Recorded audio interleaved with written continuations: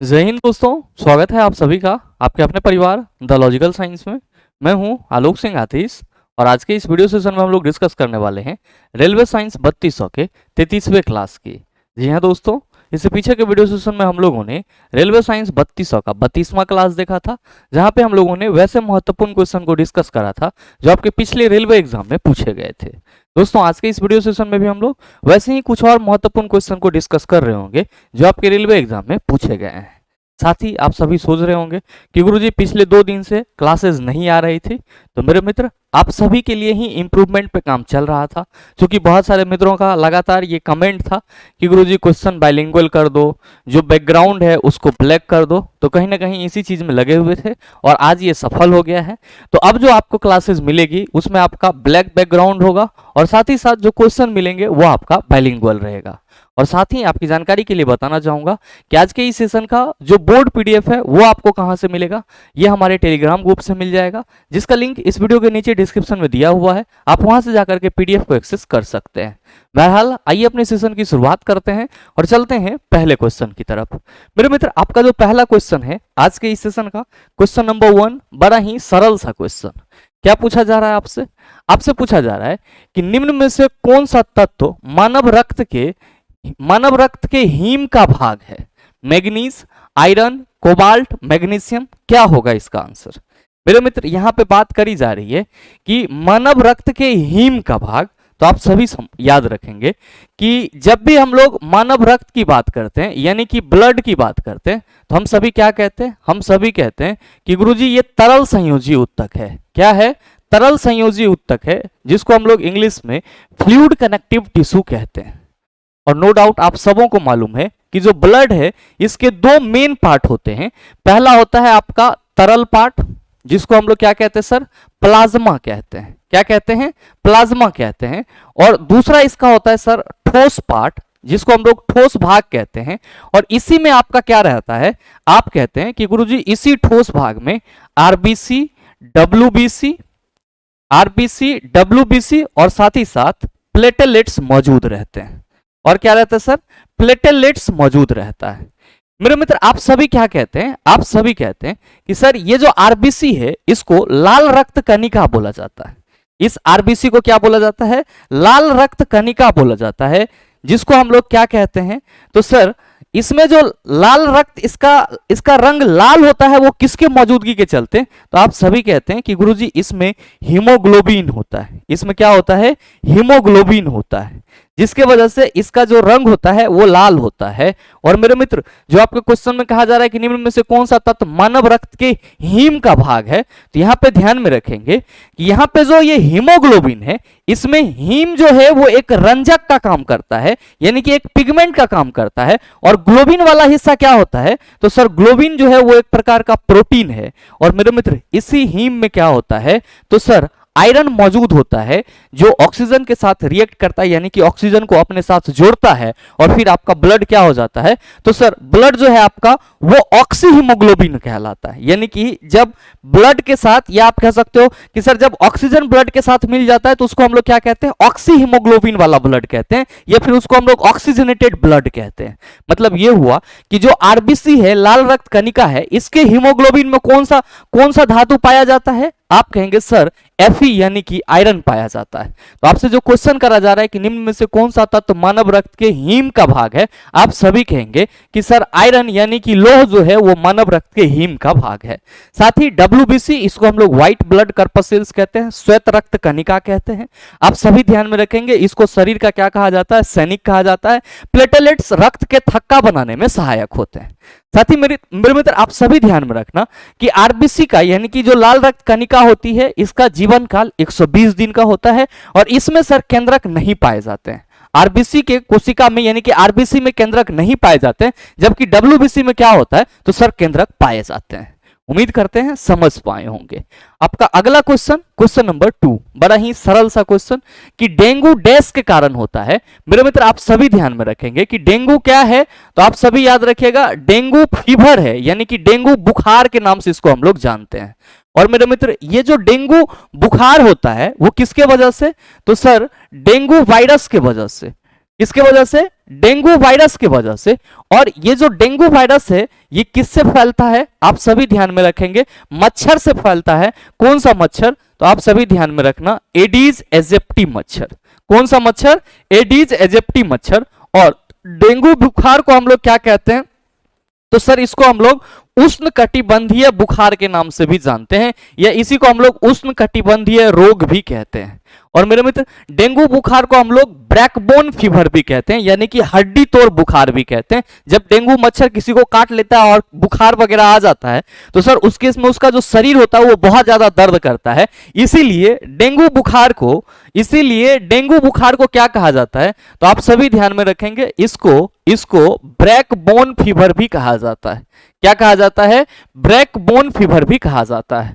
और मेरे मित्र आप सभी ध्यान में रखना कि जो डेंगू के मच्छर होते हैं ये जो काटता है, बेसिकली आप कह सकते हो कि ये सुबह और शाम में ज्यादा अटैक करता है। अब जरूरी नहीं है कि सुबह या शाम में काटेगा, एक मतलब टाइम पीरियड होता है कि सर ये सुबह और शाम में ज्यादा लोगों पे अटैक करता है। और ये मच्छर कौन सा होता है सर, तो सर इसको हम लोग एडीज एजिप्टी कहते हैं। ध्यान में रखेंगे कि डेंगू वायरस को हम लोग शॉर्ट फॉर्म में क्या कहते हैं, DENV कहते हैं। क्या कहते हैं, DENV कहते हैं।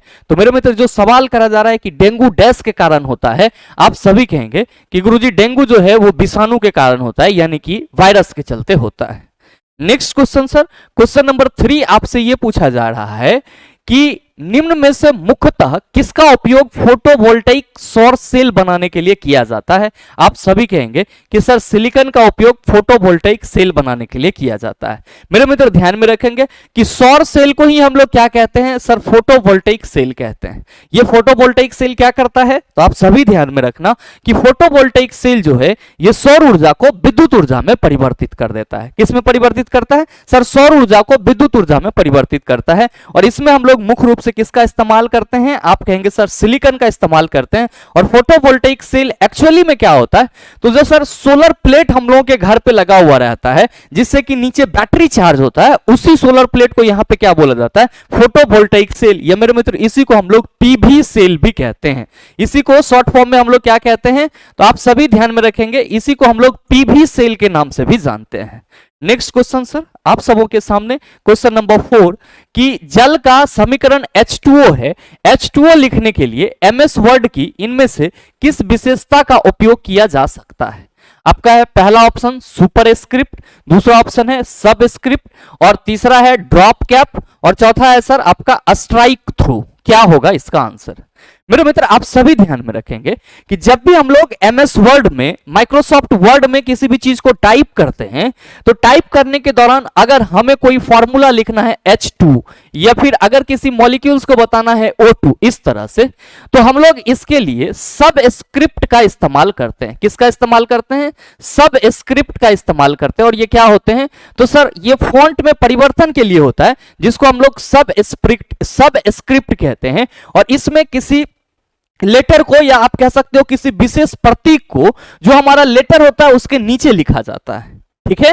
और मेरे मित्र आप सभी ध्यान में रखेंगे, जैसे अगर हमें कोई फॉर्मूला लिखना हो SO4 जैसे सल्फेट के आयन को लिखना हो, या फिर अगर हम लोग बात करें किसकी, हम लोग बात करें Na+1 की, Na+1 की या Na1+ की, तो इसमें हम क्या देख रहे हैं कि सर इसमें जो हमारा सिंबल है, स्पेशल कैरेक्टर है, उसको हम लोग ऊपर में लिख रहे हैं।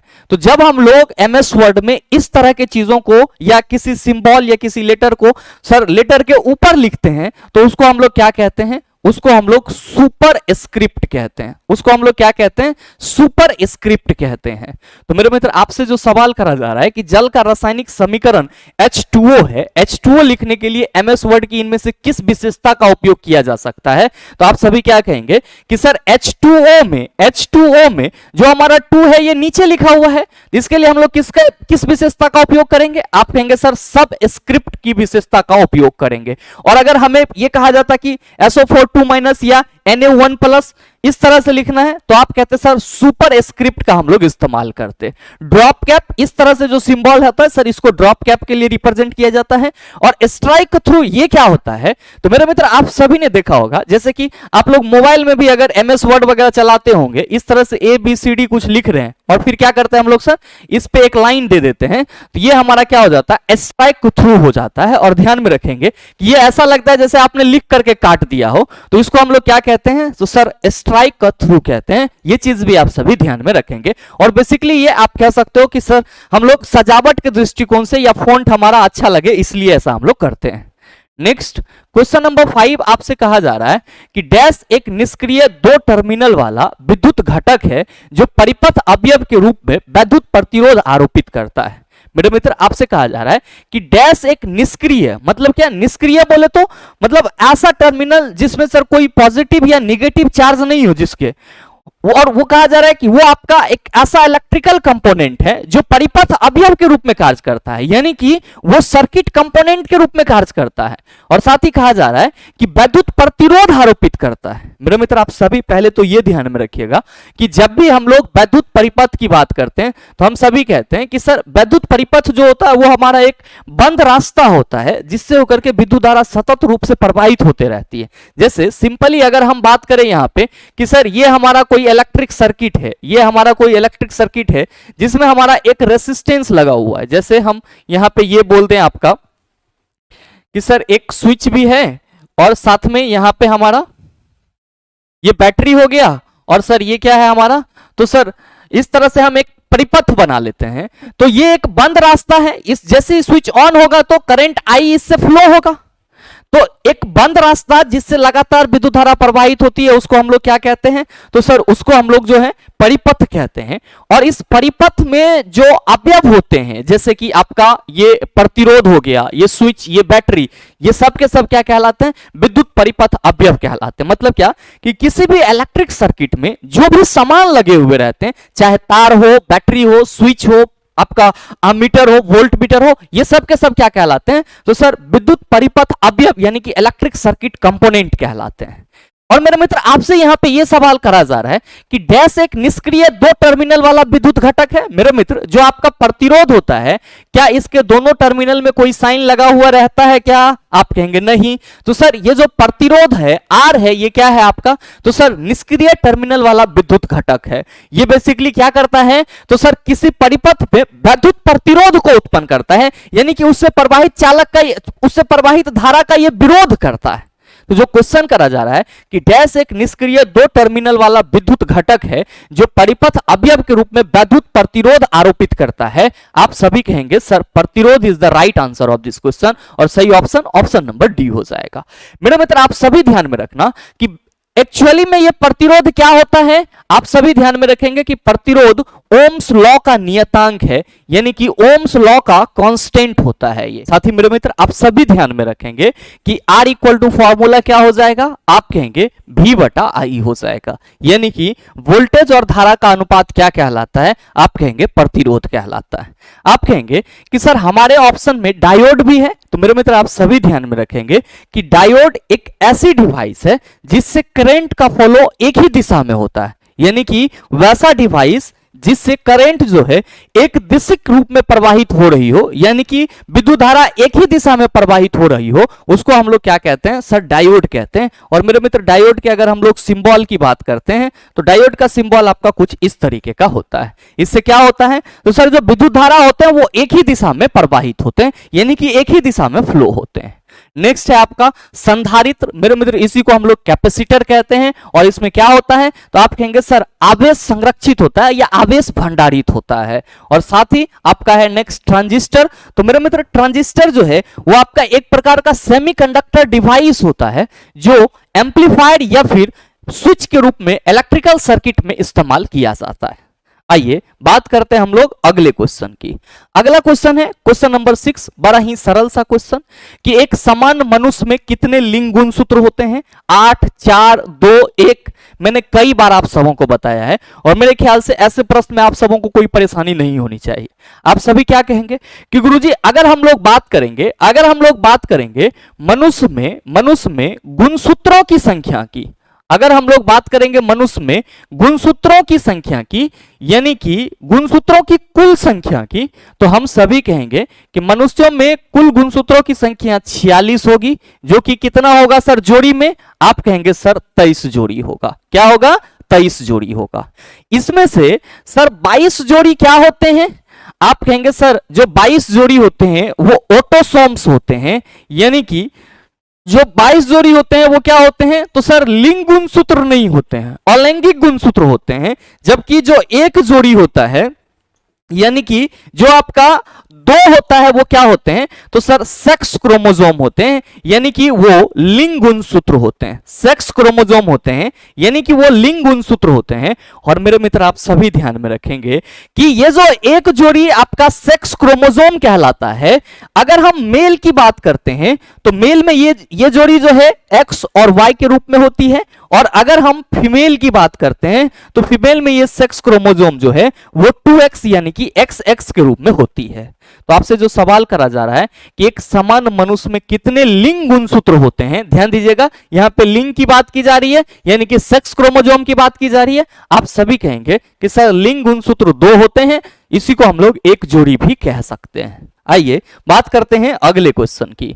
अगला क्वेश्चन, क्वेश्चन नंबर 7। सर इसको आप एज अ स्टैटिक साइंस याद रखेंगे, क्योंकि सर इसके लिए कोई कंसेप्ट नहीं है, आपको याद रखना ही पड़ेगा, इसमें कोई लाग लपेटा नहीं है। क्वेश्चन क्या है कि IPv4 एड्रेस की लंबाई कितनी निब्बल के बराबर होती है? ध्यान में रखेंगे 8 निब्बल के बराबर होती है। IPv4 का मतलब क्या है? मैंने पीछे के सेशन में भी बताया है। क्या है sir? Internet protocol, internet protocol, internet protocol version 4। अच्छा, IPv6 भी होता है, इसका फुल फॉर्म क्या होगा सर? नीचे कमेंट करके जरूर बताइएगा। आप सभी कहेंगे इंटरनेट प्रोटोकॉल वर्जन 6 होगा। Next question, question number 8। आपसे कहा जा रहा है कि द्रव में पूर्णतः या आंशिक रूप से डूबे हुए किसी पिंड पर ऊपर की ओर लगने वाले उत्प्लावन बल पिंड द्वारा विस्थापित द्रव के भार के बराबर होता है। यह कथन डैश से संबंधित है। मेरे मित्र आप सभी कहेंगे कि गुरुजी ये कथन आर्किमिडीज के प्रिंसिपल से संबंधित है। आर्किमिडीज ने क्या बताया था कि अगर किसी द्रव में क्या किया जाता है, किसी चीज को डुबोया जाता है। मान लीजिए कि ये आपका कोई बीकर है और इसमें क्या कर रहे हैं सर? तो सर इसमें हम किसी चीज को डुबो रहे हैं। मान लीजिए कि ये आपका लकड़ी का कोई गुटका है जिसको हम इसमें डुबो रहे हैं, तो क्या होगा? तो सर ये लकड़ी का गुटका जैसे ही इसमें डूबेगा तो ये कुछ द्रव को विस्थापित करेगा। कितना? तो आप कहेंगे सर ये अपने भार के बराबर द्रव को विस्थापित करेगा।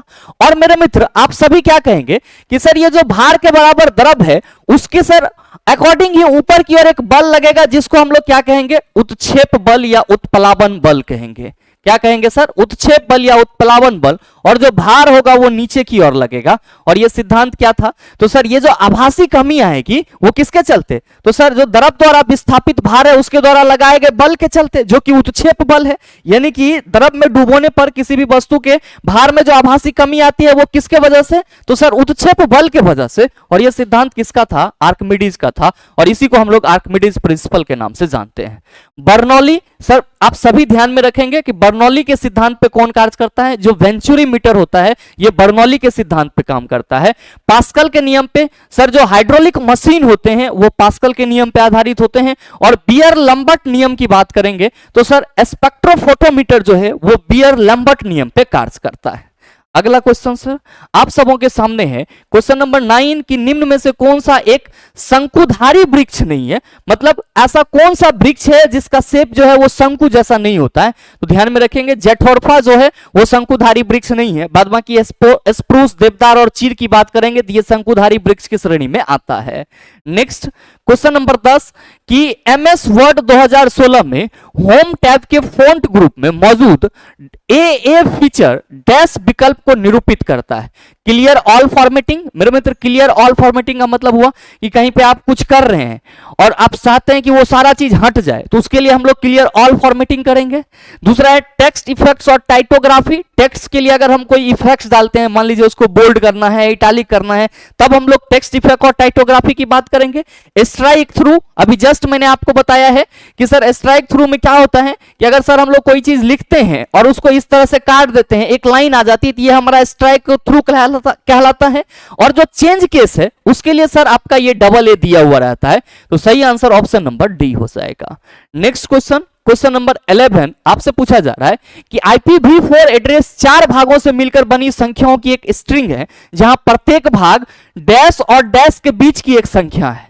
मेरे मित्र, अगर आप रेगुलर स्टूडेंट हैं तो इस क्वेश्चन का आंसर आप सबों से उम्मीद करूंगा, और सही आंसर क्या होगा नीचे कमेंट करके जरूर बताइएगा। जस्ट मैंने इससे पीछे के सेशन में इस क्वेश्चन को बताया है और साथ ही साथ इसको डिटेल में समझाया है कि ये क्या होता है और कैसे होता है। तो इसका सही आंसर आप सबों से उम्मीद करूंगा। सही आंसर क्या होगा नीचे कमेंट करके जरूर बताइएगा।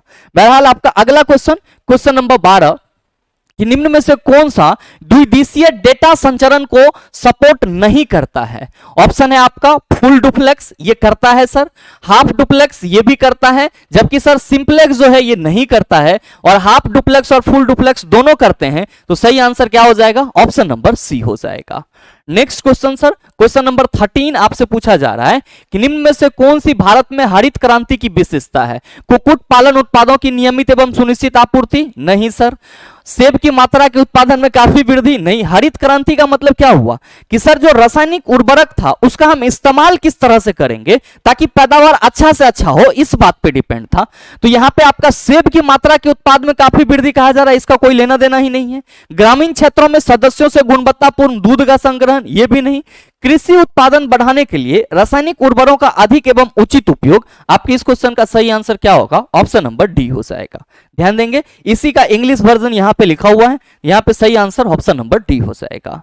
नेक्स्ट क्वेश्चन नंबर 14 आपसे पूछा जा रहा है कि निम्न में से कौन सा धातु समूह इतना मृदु होता है कि इन्हें चाकू से काटा जा सकता है और इनका घनत्व कम और गलनांक निम्न होता है। ऑप्शन है आर्सेनिक, एंटीमनी, बिस्मथ। आप क्या कहेंगे कि सर जैसे ही धातु जो चाकू से काटने वाले की बात आती है उसमें कौन आ जाता है, तो आप कहेंगे सर लिथियम आ जाता है, सोडियम आ जाता है। तो देख लीजिए किस ऑप्शन में है। आप कहेंगे सर पहले ऑप्शन में आर्सेनिक और एंटीमनी बिस्मथ है, नहीं होगा। बेरिलियम, कैल्शियम, मैग्नीशियम, नहीं होगा। यहां पे है सर लिथियम, सोडियम और पोटेशियम। इस तीनों को हम लोग चाकू से काट सकते हैं, ये जस्ट लाइक पनीर की तरह सॉफ्ट होता है। तो सही आंसर क्या हो जाएगा, ऑप्शन नंबर सी हो जाएगा। Next question sir, question number 15 आपसे पूछा जा रहा है कि निम्न में से कौन सी रासायनिक अभिक्रिया एक संयोजन अभिक्रिया है। यहां ए, बी, सी और डी किसी भी तत्व अणु को निरूपित करते हैं। संयोजन अभिक्रिया की जब भी बात की जाएगी तो मेरे मित्र आप सभी ध्यान में रखना कि संयोजन अभिक्रिया में दो रिएक्टेंट मिल करके क्या करेंगे, एकल प्रतिफल का निर्माण करेंगे। और ये पूरा सिंबल किसको बताएगा, सर संयोजन अभिक्रिया को बताएगा। देख लीजिए किस ऑप्शन में है। आप कहेंगे A B plus C, A C plus B है। यहां पे इस ए बी से सी के द्वारा बी को क्या किया जा रहा है सर, विस्थापित कर दिया जा रहा है। तो ये विस्थापन अभिक्रिया हो जाएगा। A B plus B equal to क्या है सर आपका ए बी। तो ध्यान में रखेंगे यहां पे हम प्रोडक्ट के रूप में सी लिखे हैं, तो ये आप ए बी भी लिख सकते हैं, कोई दिक्कत नहीं है, बशर्ते कि सिंगल प्रोडक्ट होना चाहिए। तो सर संयोजन अभिक्रिया को ये बताएगा। ए बी और ये ए प्लस बी नहीं होगा, ये सर किसको बताएगा, तो सर ये ए बी एक बड़ा अणु टूट करके दो छोटे छोटे प्रतिफल का निर्माण कर रहे हैं, तो ये अपघटन अभिक्रिया हो जाएगा। A B plus C D, A D plus B C. आप कहेंगे सर इसमें आयनों के विनिमय से हो रहा है, तो ये हमारा क्या हो जाएगा, आप कहिएगा डबल डिस्प्लेसमेंट रिएक्शन, यानी कि उभय विस्थापन अभिक्रिया हो जाएगा। नेक्स्ट क्वेश्चन, क्वेश्चन नंबर 16 कि द्विपद नाम पद्धति को किसने प्रस्तुत किया था। क्लाइड लॉथ बुले, आप कहेंगे नहीं। जॉन डाल्टन, नहीं। दामित्री मेंडलिफ, नहीं। Carolus Linnaeus is the right answer of this question. और इसमें कोई लाग लपेटा नहीं है, आप सबों ने कई बार इस चीज को याद करा होगा कि जो बाइनोमियल नोमेनक्लेचर का सिस्टम था उसको प्रतिपादित करने वाले व्यक्ति कौन थे, कैरोलस लिनियस थे। जैसे कि हम लोग मेढक के लिए क्या लिखते हैं साइंटिफिक नेम, तो सर राना टिग्राना लिखते हैं। तो किसी भी स्पीसीज का साइंटिफिक नेम लिखने के क्रम में जो हम लोग उसके वंश और उसके जाति को रिलेट करके देखते हैं, इस चीज का आविर्भाव करने वाले साइंटिस्ट कौन थे, कैरोलस लिनियस थे। और इसीलिए द्विनाम पद्धति का आविष्कार किसने करा था, आप कहते हैं कैरोलस लिनियस ने करा था। नेक्स्ट क्वेश्चन नंबर 17 आपसे पूछा जा रहा है कि कार्बन का निम्न में से कौन सा अपरूप ज्ञात सबसे कठोर प्राकृतिक पदार्थ है जिसका गलनांक क्वथनांक बहुत अधिक होता है। आप कहेंगे सर हीरा। मेरे मित्र शुष्क बर्फ के बारे में बात की जाएगी, तो आप सभी ध्यान में रखेंगे कि ठोस कार्बन डाइऑक्साइड को हम लोग क्या कहते हैं, शुष्क बर्फ कहते हैं। जबकि ग्रेफाइट भी क्या है, तो सर कार्बन का ही अपरूप है, लेकिन ये क्या होते हैं, अपवाद होते हैं। क्यों? क्योंकि सर ये विद्युत का चालन करते हैं। फुलेरिन ये भी कार्बन के अपरूप हैं, एलोट्रोप्स हैं, और इसमें कार्बन परमाणु की संख्या लगभग 60 होती है। और अगर आपसे कोई क्वेश्चन कर दिया जाए कि ऐसा कौन सा कार्बन का अपरूप है जिसकी संरचना फुटबॉल की तरह होती है, ग्लोब की तरह होती है, जिसमें कार्बन के परमाणु की संख्या सबसे अधिक होती है, आप कहेंगे सर बकमिस्टर फुलेरिन। क्या कहेंगे? Buckminster fullerene. Next question, question number 18 आपसे पूछा जा रहा है कि निम्न में से कौन सा एक निष्क्रिय गैस तत्व है। आप क्या कहेंगे? सर फ्लोरीन तो नहीं है, कैल्शियम भी नहीं है, नाइट्रोजन भी नहीं है। निष्क्रिय गैस तत्व हमारा सर नियॉन है। क्यों? आप सबों को मालूम है कि अगर हम लोग निष्क्रिय गैस तत्व की बात करते हैं तो हीलियम, नियन, आर्गन, क्रिप्टन, जेनॉन और रेडन, ये सब के सब क्या है सर? निष्क्रिय गैस है, जो कि आवर्त सारणी के वर्ग 18 में पाए जाते हैं। और इन सभी की संयोजकता कितनी होती है? आप सभी याद रखना गुरुजी, 0 होती है। कितनी होती है? 0 होती है। Next question sir, question number 19 आपसे पूछा जा रहा है कि विद्युत प्रतिरोध का मात्रक निम्न में से क्या है। आप सभी कहेंगे सर ओम विद्युत प्रतिरोध का मात्रक है, जिसको हम लोग किससे रिप्रेजेंट करते हैं? ग्रीक लेटर ओमेगा से रिप्रेजेंट करते हैं। वाट विद्युत शक्ति का मात्रक हो जाएगा, कूलम आवेश का मात्रक, और न्यूटन बल का मात्रक हो जाएगा। और मेरे मित्र R इक्वल टू फॉर्मूला क्या होगा? तो सर वोल्टेज और धारा का जो अनुपात होगा वही हमारा प्रतिरोध कहलाता है। नेक्स्ट क्वेश्चन नंबर 20 आपसे पूछा जा रहा है कि निम्न में से कौन सा पृथ्वी के भीतर के कंपनों का अध्ययन है? भूकंप विज्ञान, हस्तलेख विज्ञान, मत्स्य विज्ञान, चंद्र विज्ञान। क्या होगा आंसर? आप कहेंगे सर भूकंप विज्ञान, क्योंकि पृथ्वी के भीतर कंपन का अध्ययन भूकंप से ही रिलेट होगा। हस्तलेख विज्ञान, तो सर ये आपका हस्तलेख विज्ञान मतलब क्या? जो हाथ हुथ देखने वाला विज्ञान हो जाएगा। और मत्स्य विज्ञान की बात करेंगे तो सर फिशेज से संबंधित होगा। और चंद्र विज्ञान, चंद्रयान, आप सभी समझ ही रहे हैं। Next question sir, question number 21 कि डैश द्वारा दाब प्रवणता बल के संतुलित होने पर भूस्थैतिक प्रवाह की स्थिति बनती है। ध्यान में रखेंगे, कॉरियोलिस बल के द्वारा दाब प्रवणता बल के संतुलित होने पर भूस्थैतिक प्रवाह की स्थिति बनती है। नेक्स्ट क्वेश्चन नंबर 22 कि निम्न में से किस कीबोर्ड शॉर्टकट का उपयोग विंडोज 10 सिस्टम में खुले ऐप के बीच स्विच करने के लिए किया जाता है? Alt plus tab. ये क्वेश्चन आपके पीछे के सेशन में भी आया था, तो सही आंसर ऑप्शन नंबर बी हो जाएगा। नेक्स्ट क्वेश्चन नंबर 23 आपसे पूछा जा रहा है कि एक्सेल वर्कशीट में सक्रिय सेल की सामग्री डैश में प्रदर्शित होती है। मेरे मित्र क्वेश्चन ये करा जा रहा है कि जो एक्सेल वर्कशीट होता है, जिसको हम लोग MS एक्सेल कहते हैं, माइक्रोसॉफ्ट एक्सेल कहते हैं, उसमें सक्रिय सेल की सामग्री डैश में प्रदर्शित होती है। ध्यान में रखेंगे फॉर्मूला बार में क्या होती है? प्रदर्शित होती है। नेक्स्ट क्वेश्चन, क्वेश्चन नंबर 24 कि निम्न में से कौन सा अधात्विक खनिज का एक उदाहरण है? पायराइट, हेमेटाइट और बॉक्साइट, ये सभी क्या है सर? धातु के अयस्क है। जबकि चूना पत्थर आप कहेंगे सर अधात्विक खनिज के उदाहरण है, तो सही आंसर ऑप्शन नंबर सी हो जाएगा। नेक्स्ट क्वेश्चन नंबर 25 कि निम्नलिखित में से किस अयस्क में सबसे अधिक आयरन पाया जाता है? लेमोनाइट, हेमेटाइट, पैराइट, आपका साइडराइट, सीडेराइट होगा यहां पे। तो क्या होगा आंसर? आप सभी कहेंगे सर हेमेटाइट में जो आयरन की मात्रा होती है वो सबसे अधिक होती है। मेरे मित्र आपके आज के इस सेशन में टोटल 25 क्वेश्चन थे और बहुत ही सरल क्वेश्चन था। इसमें कोई बहुत ज्यादा कंसेप्ट नहीं था कि सर इसमें हम लोग बहुत ज्यादा लंबा चौड़ा कंसेप्ट पढ़ते इजी चीज को, तो सर वो भी सही नहीं रहता है। जो चीजें हमें आ रही है कहीं ना कहीं उसका रिवीजन करके हमें निकलना चाहिए। तो मेरे ख्याल से इन सभी क्वेश्चन को आप लोग आसानी से समझ पाए होंगे, और इस तरह का दोबारा क्वेश्चन आपको दे दिया जाए तो वो क्वेश्चन को भी आप सभी आसानी से सॉल्व कर सकते हैं। ध्यान में रखिएगा कि कंप्यूटर के जितने भी क्वेश्चन आपको मिल रहे हैं वो सभी आपके लिए इंपॉर्टेंट है, तो इसको एज अ भैया एक कॉपी में नोट जरूर कर लेंगे। आगामी एग्जाम के लिए सर ये रामबाण आपके लिए साबित होगा। और साथ ही आपसे उम्मीद करता हूं कि ये वीडियो आप सबों को अच्छा लगा होगा। अगर आपको वीडियो अच्छा लगा तो वीडियो को लाइक कीजिएगा, ज्यादा से ज्यादा शेयर कीजिएगा, और हाँ अगर आप चैनल पे नए हैं तो सब्सक्राइब करके बेल आइकन दबा लीजिएगा, ताकि इस तरह के एग्जाम रेलेवेंट वीडियो का नोटिफिकेशन सबसे पहले आपके पास पहुंचे और आप उसको सबसे पहले देख पाओ। मिलते हैं फिर अगले वीडियो सेशन में, तब तक के लिए best of luck. Thank you, have a nice day.